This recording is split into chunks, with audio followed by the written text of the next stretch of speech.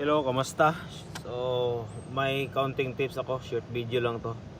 Pag makakita ka ng ganitong dot na naglinya, ibig sabihin ito, east, west, and south. Kung makita mo sa coding, ito yung simbolo, north, east, west, and south. At saka, ito, pag makita mo tong dot na to, halimbawa, 8 dot ito, ibig sabihin, 8 naglinya, mga bato, nakaharap siya sa east, west, south, or north.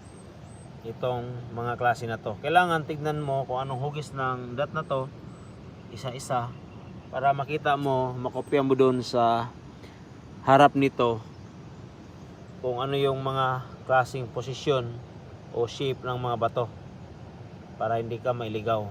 At saka malaman mo yung deposito.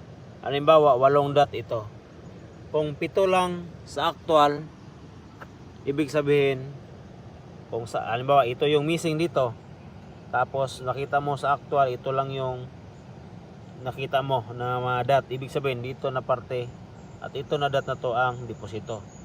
Ngayon kung sobra naman, 8 dot ito, tapos siyam ang nakita mo, tapos sa isa siyam sa kanya, depending saan ilagay, dito ba sa gilid, sa dulo, o sa umpisa, o sa gitna, ibig sabihin yan, kasi tinatandaan mo kung ano yung hugis ng bato.